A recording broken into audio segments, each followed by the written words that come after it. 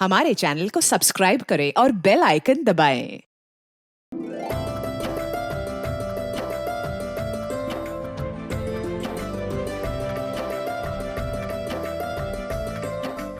नमस्कार, आदाब।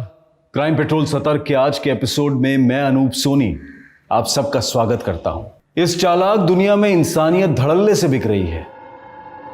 हमें अपनी मासूमियत को इस सौदेबाजी से बचाना होगा। कहीं इस दलदल में हम धंस ना जाएं। हमें खुद को बचाना होगा। अंकल मैं काजल, आप प्लीज़ मेरी हेल्प करिए। मुझे आपकी हेल्प की ज़रूरत है अंकल। आप प्लीज़ अंकल मेरी हेल्प करिए, मैं मुसीबत में हूँ।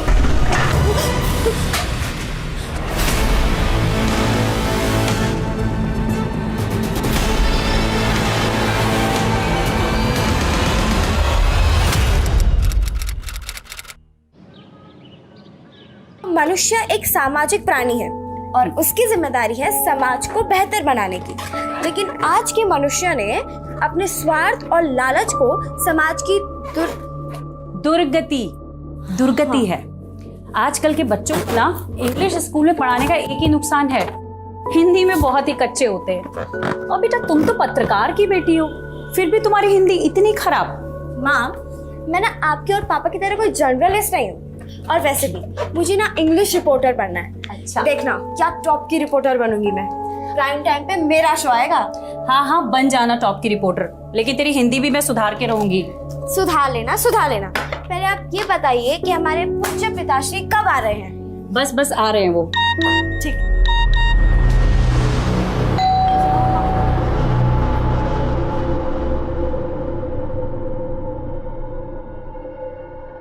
पापा, हो गई पार्टी की तैयारियां? हाँ थोड़ी सी बाकी है। मेरे बिना दादी, ये दादी कैसी है आप? मैं ठीक हूँ, तू कैसी है? मैं ठीक हूँ। अभी आप इतने टाइम बाद आई है ना, तो मैं आपको वापस नहीं जाने देने वाली। अब हो गई शिकायत दूर। चल बर्थडे पार्टी बनाते हैं। हाँ? Happy birthday to you. Happy birthday dear Kajal. Happy birthday.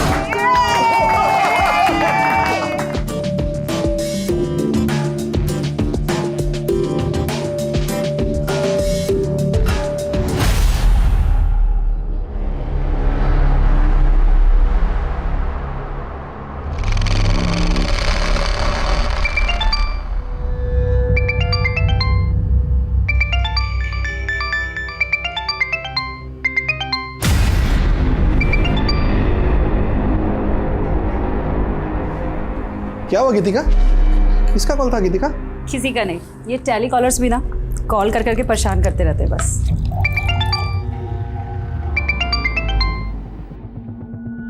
मैं माँ को कोल्ड ड्रिंक दे के आती हूँ।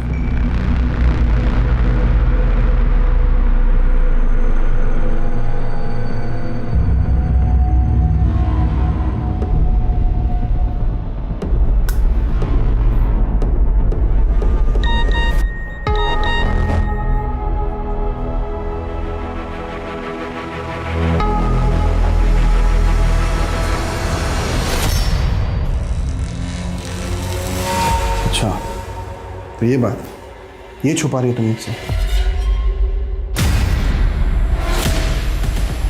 कौन था मामा? कौन है वहाँ?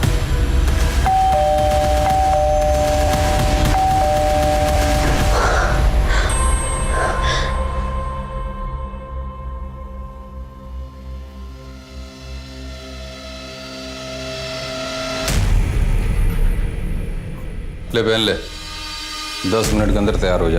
और हाँ, हाथ मुंह धो धा के अपने आप को ठीक कर ले।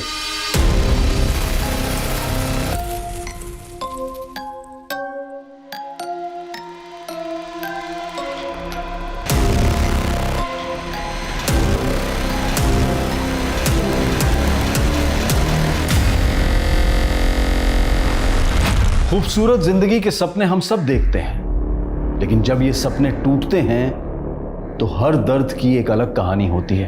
पर काजल की कहानी क्या थी? उसका हंसता खेलता बचपन और उसका खुशहाल परिवार किस गुनाह के साए में बिखर गया था। उसके माता पिता और दादी अब कहां थे, और वो खुद किस अंधेरे में जी रही थी जिसने उसकी मुस्कान छीन ली थी। वो कहां थी, किन लोगों के साथ थी, आखिर क्यों उसकी जिंदगी, उसकी मासूमियत एक पिंजरे में कैद सी नजर आ रही थी।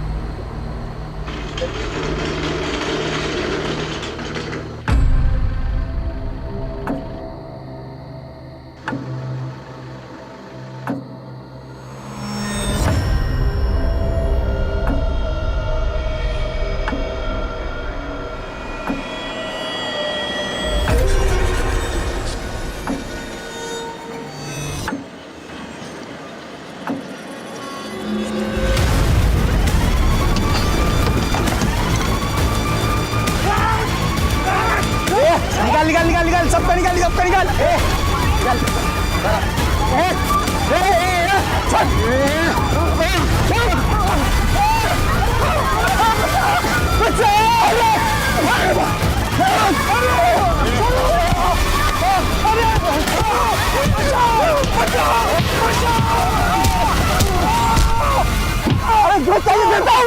तू देगा हमको। अरे हमारे हाथ में क्या जंग लगाए?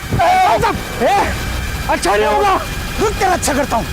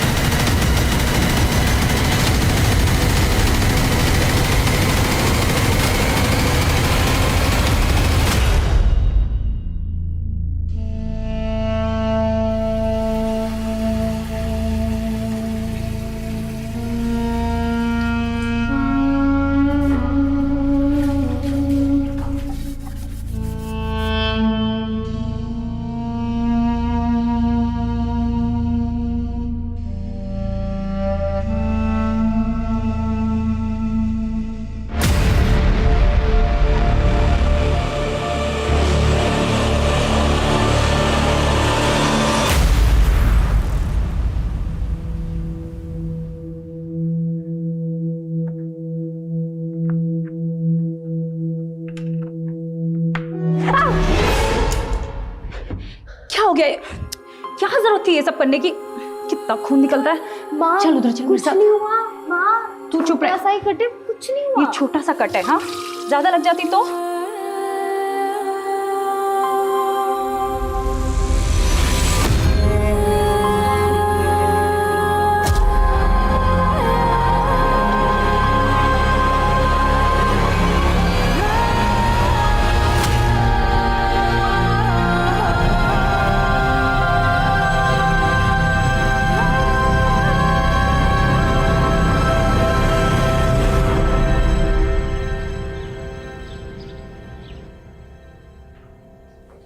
सर अभी अभी खबर मिली कि बाईपास पर एक फैमिली के साथ लूटपाट हुई है सर। उनके एक फैमिली मेंबर की हत्या कर दी गई और उनकी महिलाओं के साथ रेप हुआ है सर।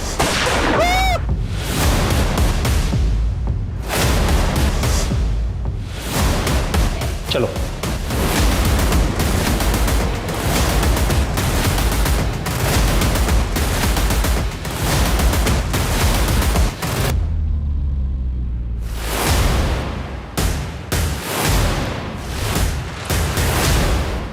सर कल एक फ़ोन आया था जिसके बारे में, वारदात के बारे में इन्फॉर्म थी सर।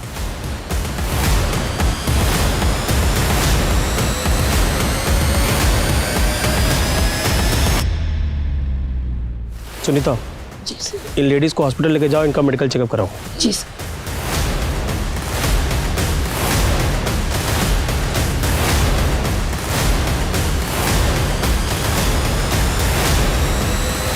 कैसे हुआ ये सब? कौन थे वो लोग?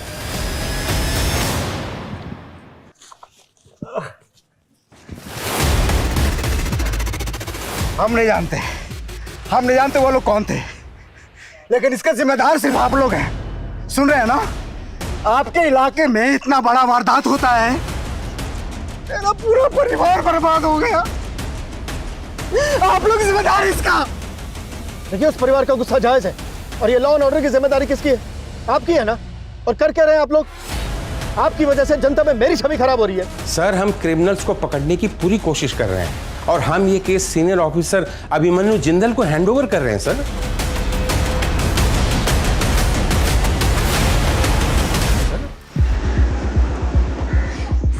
सर देखिए, मैं आप सभी लोगों को इस बात का भरोसा दिलाना चाहता हूं कि अब इस केस में कोई कोताही नहीं बरती जाएगी। हम उन सभी क्रिमिनल्स का पता लगाने की कोशिश कर रहे हैं जिन्होंने इस वारदात को अंजाम दिया। लेकिन सर, इससे पहले भी इस इलाके में और भी कई वारदातें हो चुकी हैं। देखिए, मैं समझता हूं ये केस बहुत ही संवेदनशील है। इसमें मैं आप सभी लोगों के सहयोग की भी जरूरत है। अगर आप लोगों के पास इस केस से संबंधित कोई भी जानकारी है तो प्लीज हमारे साथ शेयर कीजिए। क्या लग रही है? हमारा नंबर है 93339525। ज्यादा मत देगा, कर दिमाग खराब होता है। चल आजा। सर, जिस तरह की ये वारदात है, पिछले कुछ दिनों में ऐसी कई वारदातें हुई हैं। ऑन रिकॉर्ड इस एरिया में 5 अलग अलग जगहों पर 5 अलग अलग फैमिलीज के साथ रेप और लूटपाट की घटना हुई है। हो सकता है घटनाएं ज़्यादा भी हुई, लेकिन रिपोर्ट सिर्फ 5 हुई हैं। ये भी तो हो सकता है कि शीघ्र दूसरी जगहों पर भी फैला हो, लेकिन प्रेजेंट में हम इस केस को फॉलो करेंगे। जी सर। सर, ये फैमिली शादी के फंक्शन से घर लौट रही थी जब ये हादसा हुआ। लोकल पुलिस को क्रिमिनल्स का एक टिफिन हाथ लगा जिसमें चिकन था। सर, एक टिफिन बॉक्स मिला है सर, जो इन फैमिली का नहीं है बल्कि उन क्रिमिनल्स की है जो आनंद पानन में ये बक्सा छोड़ के गए हैं साहब। इसमें चिकन है साहब। लोगों ने वहाँ पर खाना खाया, लेकिन चिकन को छुआ तक नहीं। चिकन ना खाने के पीछे कोई तो कारण होगा। अच्छा, इस टिफिन पे एक नाम खुदा है, नाथू सिंह। जी सर, ये नाम वाला एंगल और क्रिमिनल्स के चिकन ना खाने वाले एंगल को पुरानी इन्वेस्टिगेटिव टीम ने काफ़ी इन्वेस्टिगेट किया, लेकिन कोई इन्फॉर्मेशन हाथ नहीं लगी उनके। उनकी इन्वेस्टिगेशन जहाँ खत्म हुई है, हम वहाँ से शुरू करेंगे। एक काम करते हैं, सबसे पहले क्राइम सीन विजिट करते हैं। सर,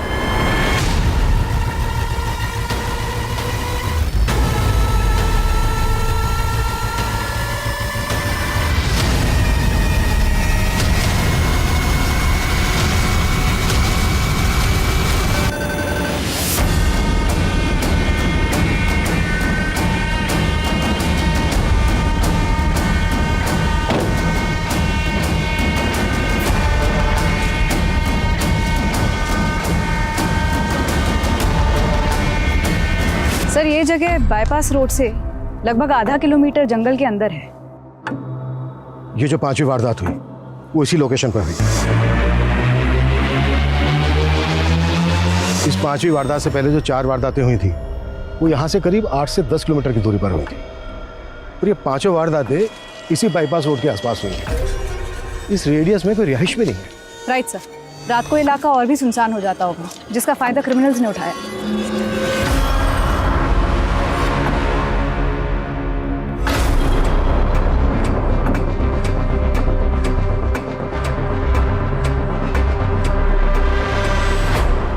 अगर आसपास कोई रिहाइश नहीं है तो फिर यहाँ पे पूजा करने कौन आता होगा?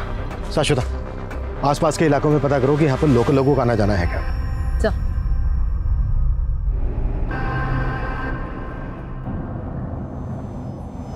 गाड़ी रोको, वापस लो, रिवर्स लो।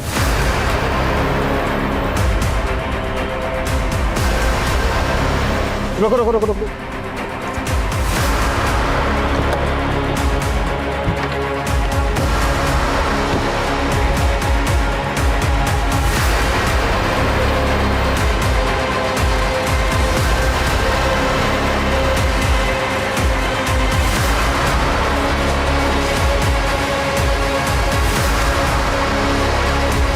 अगर इस कच्चे रास्ते से क्राइम सीन पर जाएं, तो क्राइम सीन होगा यहां से लगभग 200 से 300 मीटर। और अगर प्रॉपर रोड से जाएं, तो क्राइम सीन का डिस्टेंस होगा लगभग 1 किलोमीटर। ये बैरिकेडिंग ऐसी जगह पर है कि यहां से क्राइम सीन का शॉर्टकट है। शाश्वता, पता करो कि ये बैरिकेडिंग वारदात होने के पहले से यहां पर लगाई जाती थी या वारदात होने के बाद से लगाई जाने लगी, और ये भी पता करो कि यहां पर किन पुलिस वालों की ड्यूटी होती है। सर,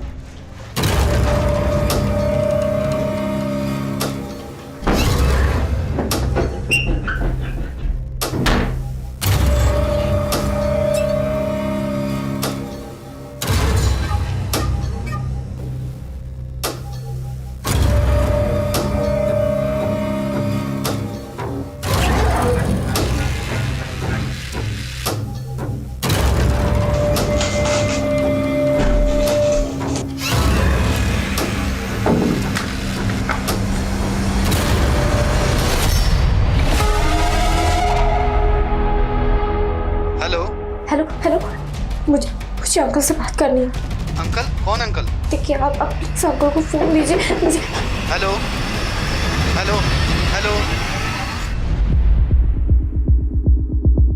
सर, वारदात के पहले या बाद में किसी भी पुलिस चौकी ने उस जगह बैरिकेड्स नहीं लगाए थे। वो बैरिकेड्स वहां किसने पहुंचाए इसकी कोई इन्फॉर्मेशन नहीं मिल रही है। कहीं ऐसा तो नहीं है कि वो बैरिकेड क्रिमिनल्स के द्वारा इस्तेमाल किए गए हो? उसी बैरिकेडिंग से टारगेट सेट करके आगे इंफॉर्मेशन पास कर दी जाती हो। एक काम करो, विक्टिम्स की फैमिलीज को बुलाओ। सर, उस रात हम शादी से वापस लौट रहे थे और अचानक गुंडों ने हम पे हमला कर दिया। निकाल, सबको निकाल। अच्छा, जहां पर ये वारदात हुई उससे पहले तुम्हें कोई पुलिस बैरिकेडिंग मिली थी? सर, आधा 1 किलोमीटर पहले एक नाकाबंदी पे हमारी गाड़ी रुकवाई गई थी।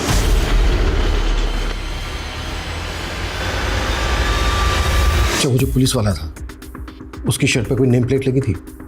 सर, इतना ध्यान तो नहीं है मुझे सर। चेहरा याद है उस पुलिस वाले का? सर, काफ़ी अंधेरा था और मुझे कुछ याद भी नहीं है सर। अच्छा।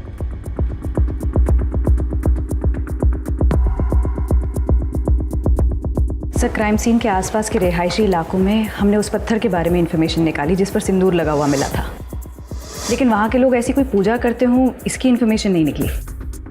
अगर लोकल लोग वहाँ पर पूजा नहीं करते हैं तो क्या क्रिमिनल्स ने वहाँ पर पूजा की होगी? सर, हो सकता है कि ये किसी ट्राइबल कम्युनिटी का काम। ऐसे समुदाय होते हैं जो धार्मिक भी होते हैं और ऐसी वारदातें भी करते हैं। आखिरी वारदात जिस दिन हुई उस दिन मंगलवार था और क्राइम सीन से हमें चिकन से भरा हुआ टिफिन मिला। अक्सर लोग मंगलवार को नॉनवेज नहीं खाते। हो सकता है किसी खास समुदाय के हों। ऐसे समुदाय के बारे में पता करो और इस वारदात से पहले जो 4 वारदातें हुई हैं उनकी फैमिलीज को बुलाओ।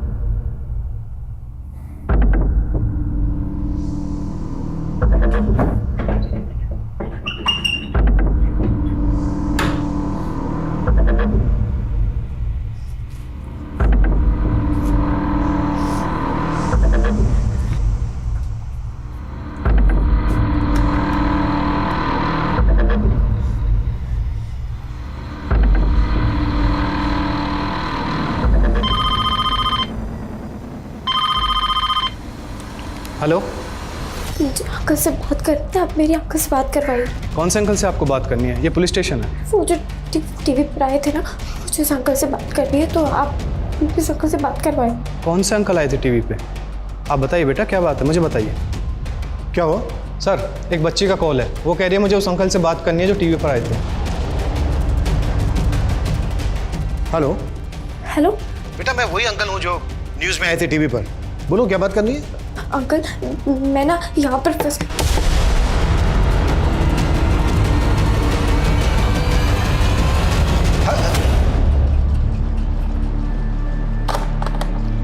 इस बच्चे का दोबारा से फोन आए तो बताना मुझे। सर,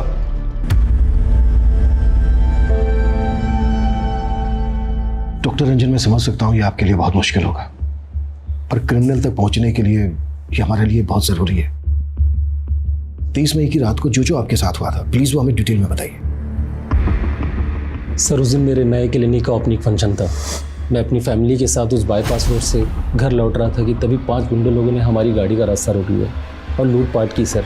और सर, मेरी वाइफ और सिस्टर के साथ उन लोगों ने। सर, मैंने उनकी बहुत मिन्नतें की लेकिन उन्होंने मेरी एक बात नहीं सुनी। मेरी बहन का रेप किया और सर मुझे बुरी तरह से मारा और सब कुछ लूट कर ले गए हमसे। सर, हमारे पति बिजनेसमैन थे, तो उस दिन हम लोग गोरखपुर से घर जा रहे थे। उन गुंडों ने हमारी कार पे कुछ फेंका जिससे हमारी कार इनबैलेंस हो गई। उन लोगों ने हमारे पति को मार दिया और हमारे साथ। उस घटना के कुछ देर पहले एक चेक पोस्ट पे हमारी गाड़ी के पेपर चेक हुए थे। हाँ सर, वहाँ से कुछ देर पहले एक नाकाबंदी थी। हाँ सर, हमारी गाड़ी की भी चेकिंग हुई थी। इन 5 वारदात में एक चीज कॉमन है, चेक पोस्ट पर विक्टिम्स की गाड़ी को रोके जाना। I am sure in criminals के कुछ साथी फेक पुलिस वाले बनकर टारगेट सेट कर रहे थे, आगे इन्फॉर्मेशन पास कर रहे थे और उनके दूसरे साथी वारदात को अंजाम पहुंचा रहे थे। लेकिन सर, किसी भी विक्टिम ने क्रिमिनल का चेहरा नहीं देखा क्योंकि वारदात के वक्त सबके चेहरों पर गमछे बंधे हुए थे। हाँ, लेकिन जो फेक पुलिस वाले थे उनका चेहरा तो देखा होगा, और हो सकता है विक्टिम्स में से किसी ने क्रिमिनल्स का चेहरा भी देखा हो। विक्टिम्स के साथ दोबारा से बात करो, फेक पुलिस वाले और क्रिमिनल्स, इनके स्केच बनवाओ। सर,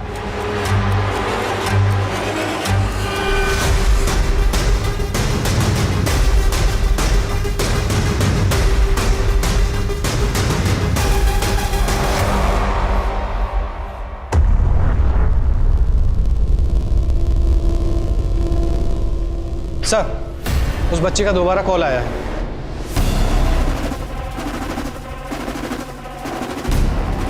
हेलो अंकल, मुझे आपकी हेल्प चाहिए। मैं बहुत मुसीबत में हूँ, आप प्लीज मेरी हेल्प करिए। हाँ हाँ बेटा, हम जरूर बचा लेंगे। अच्छा बताओ, तुम किस मुसीबत में हो और इस वक्त हो कहाँ पर?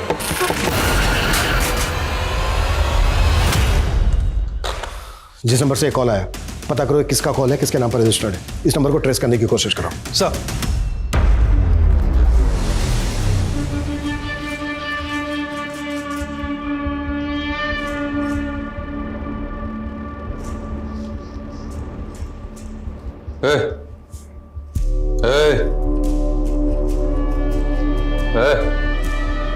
चलो, चलना नहीं है। सर, कुछ विक्टिम्स की मदद से हमने क्रिमिनल्स के स्केचेस बनवाने की कोशिश की।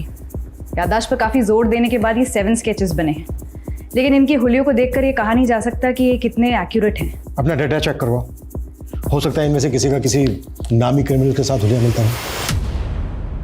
अब तक जो ये 5 वारदातें हुई हैं, उनमें से पहली वारदात हुई 30 मई को, दूसरी हुई 5 जून को, तीसरी हुई 11 जून को, चौथी हुई 17 जून को और ये आखिरी हुई 23 जून मंगलवार के दिन। 30 मई को जो हुई थी उस दिन सैटरडे था, 5 जून को जो हुई उस दिन फ्राइडे था, 11 जून को जो हुई उस दिन थर्सडे था, 17 जून को जो हुई उस दिन वेडनेसडे था, 23 जून को जो हुई उस दिन ट्यूसडे था, यानी कि मंगलवार। गौर करने वाली बात यह है कि एक वारदात से दूसरी वारदात के बीच 6 दिन का गैप है, 6 डेज। लेकिन जो ये आखिरी वारदात हुई थी 23 जून को मंगलवार के दिन, तब से लेके अब तक 10 दिन हो गए, कोई वारदात नहीं हुई है। 10 डेज। सर, हो सकता है इस केस में हमारे इन्वॉल्वमेंट के बाद वो लोग शांत बैठ गए, लेकिन हम शांत नहीं बैठने वाले हैं जब तक कि हमें कोई लीड ना मिल जाए। ये जो आखिरी वारदात हुई थी 23 जून मंगलवार के दिन, इसके क्राइम सीन से हमें मिला था चिकन से भरा हुआ टिफिन, बैरीकेड, और पत्थर पर पूजा करने के निशान। तो इस वारदात से पहले की जो ये 4 वारदात हुई हैं, हो सकता है इनके क्राइम सीन पर भी ऐसा कुछ मिले जो अब तक इन्वेस्टिगेटिव टीम को नजर नहीं आया है। हमें ये चारों क्राइम सीन रिविजिट करने हैं। क्लियर? सर।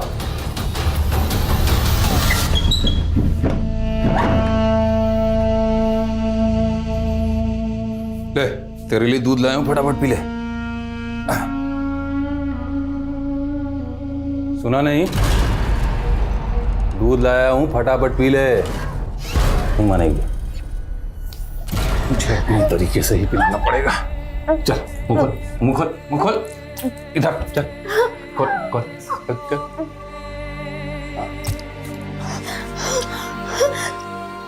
रख के जा रहा हूं, बचा हुआ पी लेना।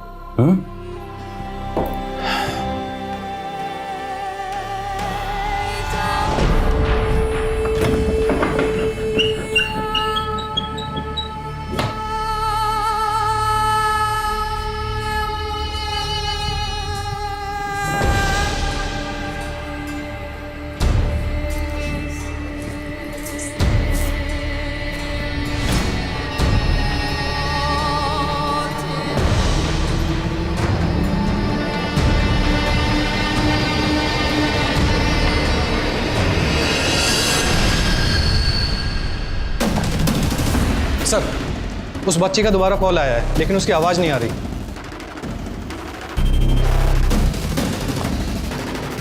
हेलो हेलो हेलो अंकल, मैं काजल, मुझे आपकी हेल्प चाहिए। बेटा, मुझे आपकी आवाज नहीं आ रही है।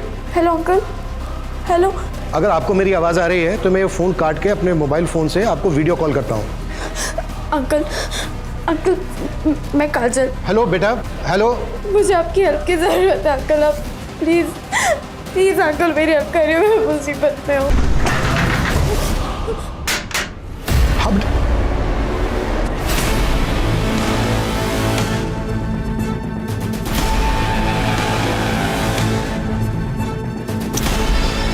स्विच ऑफ हो गया। बच्ची काफी घबराई हुई लग रही है। ऐसा लग रहा है जैसे किसी मुसीबत में हो, उसको कहीं बंद करके रखा गया हो। ये देखो, विंडोज पर भी वुडन प्लैंट्स लगे हैं। जिस नंबर से बच्ची फोन कर रही है, मैंने कहा था तुमसे पता करो किसका नंबर है, कहाँ का है, पता किया? सर, टेलीकॉम सर्विस प्रोवाइडर को बोला था, लेकिन एक बच्ची मुसीबत में है, मदद मांग रही है हमसे। कुछ भी हो सकता है उस बच्ची के साथ, और तुम्हारे पास लेकिन के अलावा कोई जवाब नहीं है। खड़े क्या हो, पता करो। सर,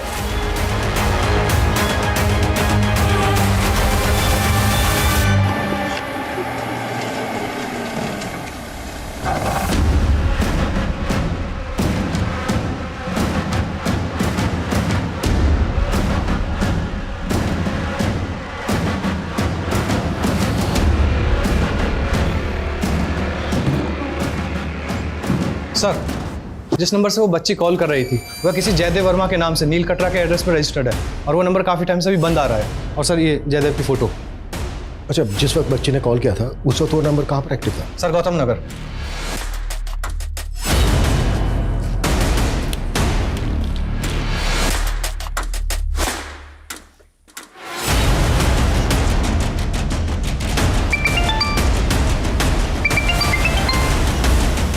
सर, मैं आपको ही फ़ोन करने वाली थी। 17 जून को जो चौथी वारदात हुई थी, वहाँ एक खून से सनी हुई शर्ट मिली है। हाई पॉसिबिलिटी है कि एक क्रिमिनल की शर्ट हो और क्राइम के बाद चेंज की गई हो। साक्षिता, अपनी टीम को बोलो कि पूछताछ जारी रखे। मैंने अभी तुम्हें एक जयदेव वर्मा नाम के आदमी का एड्रेस भेजा है। वो बच्ची हमें जिस नंबर से फ़ोन कर रही थी, वो नंबर इस जयदेव वर्मा के नाम पर रजिस्टर्ड है। चेक करो इसे।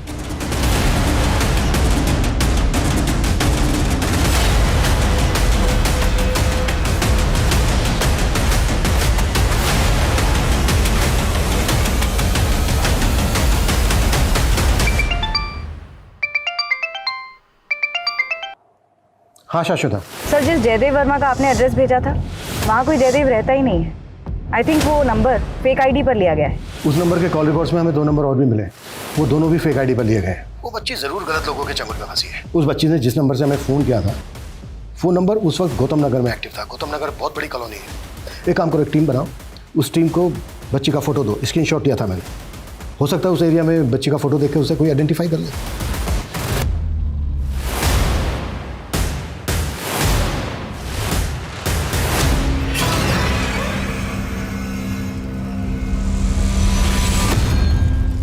अगर ये शर्ट उन्हीं क्रिमिनल्स में से किसी एक की है तो ये जेके टेलर से हमें उनकी लीड मिल सकती है। सर, शांतिनगर पुलिस थाने से उस बच्ची के बारे में पता चल गया जो लगातार हमें फ़ोन करती रहती है। सर, लगभग 1 साल पहले इस बच्ची के माँ बाप की मौत एक कार एक्सीडेंट में हो गई थी, तभी से ये बच्ची मिसिंग। वो बच्ची 1 साल से मिसिंग है। उसकी फैमिली में और कौन कौन है? सर, इसकी दादी है और चाचा है।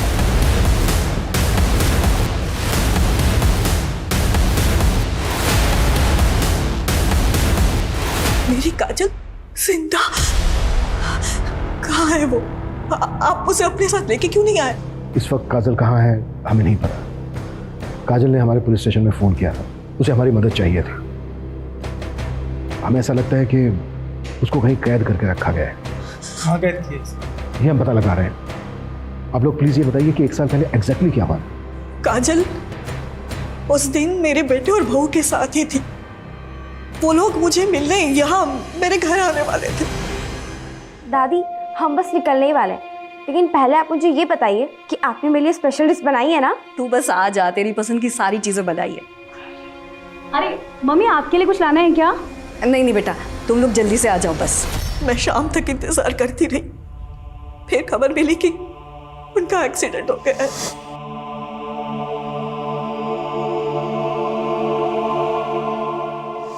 पुलिस ने कहा कि मेरे बेटे और बहू का एक्सीडेंट हुआ था, पर काजल वहां थी ही नहीं। उसने ऐसा कैसे हो सकता है कि काजल भैया और भाभी के साथ नहीं होगी? इसलिए मम्मी को उन पे शक हुआ।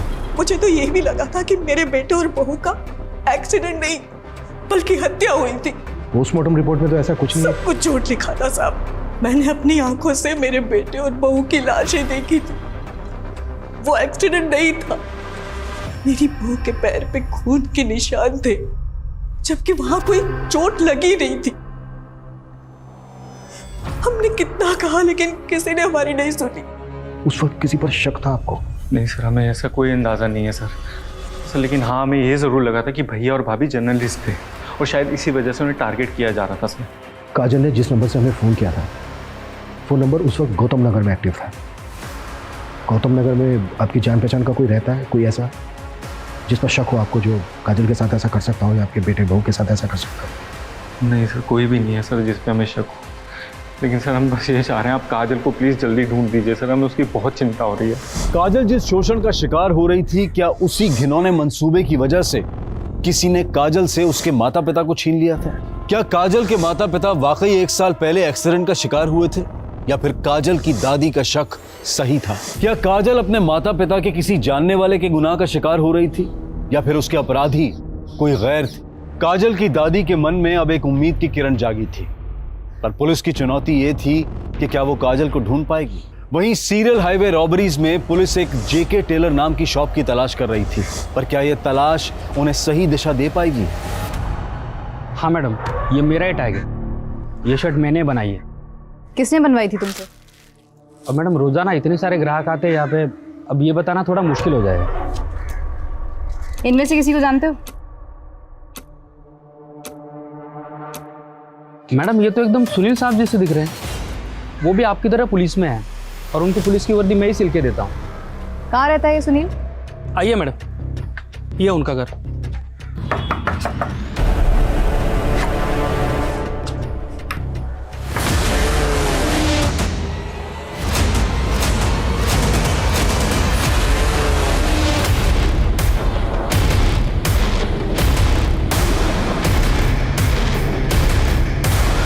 सर, मैंने सुनील के रिकॉर्ड्स अच्छे से चेक किए, कहीं भी इन्फॉर्मेशन नहीं मिली कि वो पुलिस वाला है, जबकि अमोल ने सुनील का फोटो आइडेंटिफाई करते हुए कहा है कि ये वही पुलिस वाला है जिसने वारदात वाले दिन बैरिकेडिंग पर उसकी गाड़ी रोकी थी।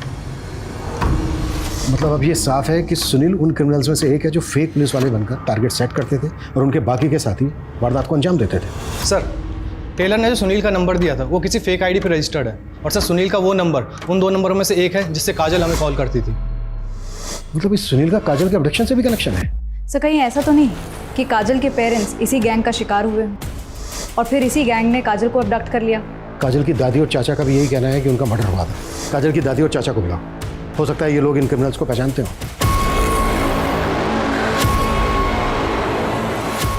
इनमें से तो हम किसी को नहीं जानते, पर ये आदमी का चेहरा कुछ दिखा दिखा लग रहा है। कहाँ देखा था आपने इसको?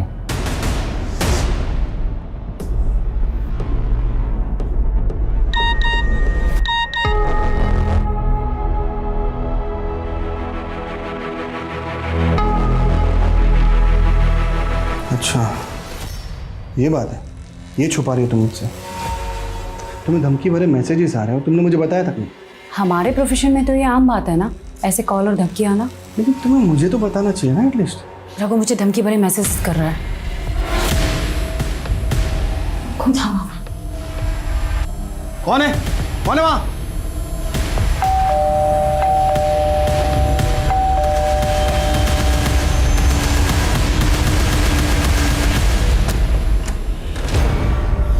तू, तेरी हिम्मत कैसे हुई गीतिका को धमकी देने की? हाँ? चल रे, आराम से शांत। मुझे तो लगा यार तुम अकेले ही बेवकूफ आदमी हो, तुम्हारी पत्नी तो समझदार होगी, पर नहीं, तुम दोनों के ऊपर ईमानदारी और अच्छाई की चर्बी चढ़ी हुई है। अब पते की बात सुन लो, केस जो है ना वापस ले, नहीं तो सबको मार देंगे। किस वजह से ये आदमी आपके बेटे और बहू को धमकी दे रहा था? वो हमने हमारे बेटे और बहू को बाद में पूछा भी था, पर उन्होंने हमें कुछ नहीं बताया। एक तरफ हाईवे पर लूट और रेप के केस, और दूसरी तरफ उन क्रिमिनल्स में से एक क्रिमिनल काजल की फैमिली के पर्सनल स्पेस तक पहुंच गया। से हाईवे रॉबरीज के 5 केसेस काजल के केस से बिल्कुल अलग लग रहे हैं। काजल के पेरेंट्स की संदिग्ध हालत में मौत और उसको कैप्टिव रखना, इसके पीछे कोई बड़ा मकसद लग रहा है सर। अब तक हम मानकर चल रहे हैं कि काजल को गौतम नगर में कहीं कैप्टिव करके रखा गया होगा। एक काम करो, गौतम नगर में क्रिमिनल्स के बारे में पूछताछ करवाओ, शायद वहां पर किसी ने किसी को देखा हो। सर जैन सर, पुलिस चारों तरफ से दबाव में थी। सीरियल हाईवे रॉबरीज के केस की तरह अब काजल मिसिंग केस भी मीडिया में छाने लगा था, और काजल के माता पिता की सस्पिशियस डेथ केस को रीओपन करने की मांग लगातार उठने लगी थी। पुलिस को अब यह डर लग रहा था कि कहीं इस गहमा गहमी में क्रिमिनल काजल की जान ना ले ले, क्योंकि इस खतरे से काजल को बचा पाना आसान नहीं था। हाँ सर, ये बच्ची को मैंने कई बार देखा हूँ। ये लड़का मेरे ऑटो में कई बार इसको लेके जाता था। ये दोनों लड़के और बच्ची अब कहाँ मिलेंगे? और तुम इनको कहाँ से पिक करते थे अपने ऑटो में?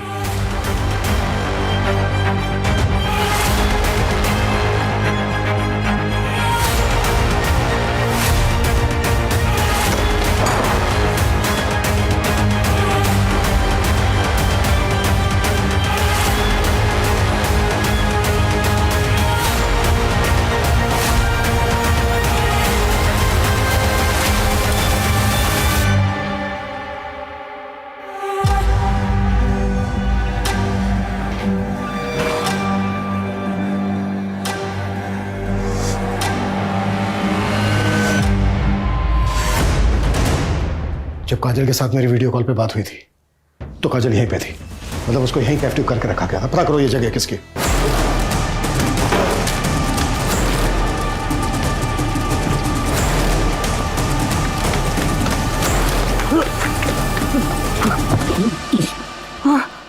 काजल कहाँ है? मुझे नहीं मालूम, उसको दिलीप लेके गया था। कौन दिलीप, और कहाँ ले गया था? वो सब मुझे नहीं मालूम। 1 साल पहले काजल का किडनैप तुम लोगों ने किया था ना?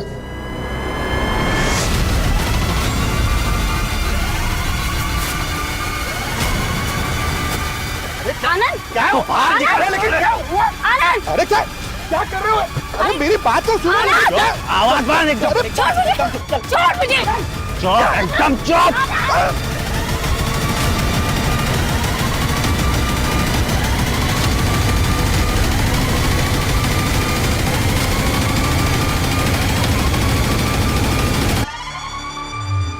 और पिछले 1 साल से साहब उससे मजे कर रहे हैं। ये जो हाईवे पे लूट और रेप के केसेस होते थे, ये सब भी तुम उसी साहब के कहने पे करते थे ना? नहीं साहब, इसमें हमारे साहब का कोई हाथ नहीं है। ये तो हमारे समुदाय का पुराना धंधा है। हम अपने देवता को प्रसन्न करते हैं, और हम में से एक पुलिस के भेष में बैरिकेडिंग लगा के टारगेट सेट करता है और हमको इन्फॉर्म कर देता है। कि सुनील तो तुम्हारे लिए काम करता था, फिर उसको क्यों मारा? उसके साथ बंटवारे के लिए झगड़ा हो गया था।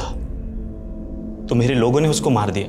देख, सब कुछ तो बता दिया तूने, अब ये भी बोल दे कि तेरा सांप कौन है और काजल कहाँ है।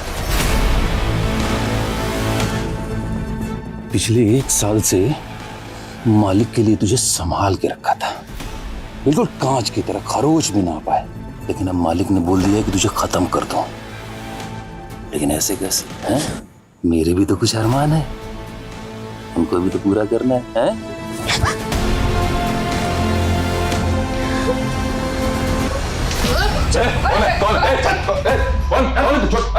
मैंने छोड़।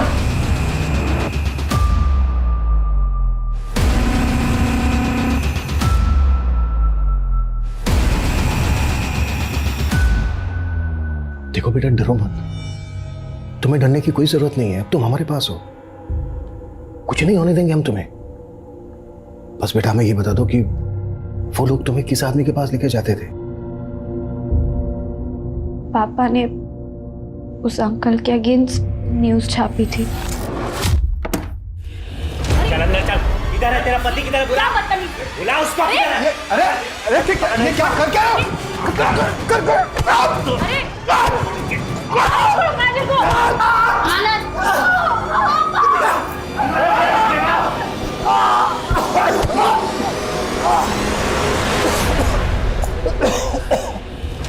पत्रकार साहब, बड़ी तेज कलम चलती है आपकी। सपाट सपाट सपाट, पर गलती से ना हमारे बारे में थोड़ा उल्टा सीधा लिख गई। लिखती तो बड़ा अच्छा है। अरे रघु, अरे क्या कहते हैं उसको? हाँ, बाय मिस्टेक। चलो कोई नहीं, अपनी गलती सुधार लो, दिल खोल के माफीनामा लिख दो हमारे बारे। नहीं लिखूंगा। अरे बाप रे, बड़ा खून उबल रहा तुम्हारा, मैं तो डर गया। अबे 2 कौड़ी के औकात में आ जा, नहीं तो तेरी बेटी और तेरी बीवी दोनों को जान से मार लेंगे। अबे सुन रहा है समझदार पत्रकार? कलम उठा, माफी लिख और अपने परिवार की जान बचा। नहीं लिखूंगा।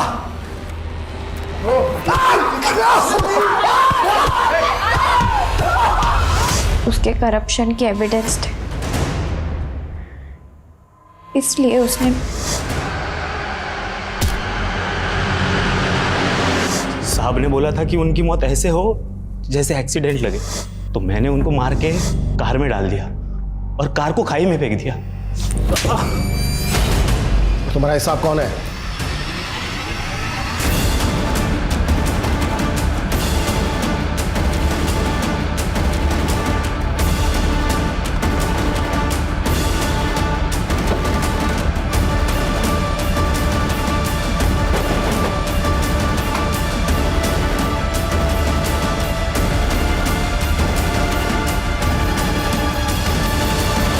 पता भी है किस पे हाथ डालो तुम? 2 मिनट के अंदर ना तुम्हारी वर्दी छिन जाएगी तुमसे। हमारी चिंता छोड़िए, अपनी सोचिए मंत्री जी। आपकी तो कुर्सी भी गई और इज्जत भी। ये फाइल देख रहे हैं आप, इसमें आपके सभी कुकर्मों का हिसाब किताब है।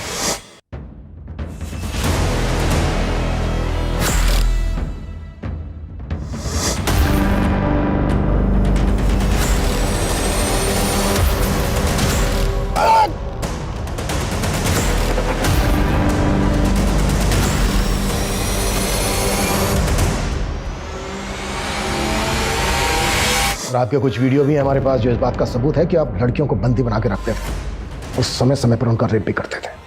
चले ससुराल। काजल के माता पिता द्वारा जुटाए गए सबूतों और काजल के बयान के आधार पर पुलिस ने पशुपति के खिलाफ चार्जशीट फाइल की। वहीं रघु और दिलीप के बाद पुलिस ने निम्बट समुदाय के बाकी क्रिमिनल्स को गिरफ्तार कर लिया, जो कि एक लंबे समय से हाईवे रॉबरीज में इन्वॉल्व थे। 1 साल के लंबे इंतजार के बाद आखिरकार काजल अपनों के बीच पहुंच गई, लेकिन अपनी आंखों के सामने अपने माता पिता की हत्या देखने के बाद वो पशुपति और बाकी के अपराधियों के बीच रोजाना शोषित हो रही थी। पर फिर भी उसने हिम्मत से काम लिया और अपनी आवाज पुलिस तक पहुंचाने की कोशिश की।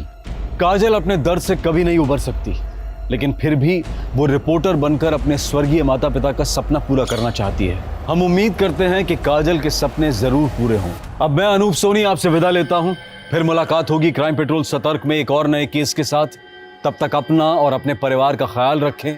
सतर्क रहें, सुरक्षित रहें और देखते रहें क्राइम पेट्रोल सतर्क। जय हिंद।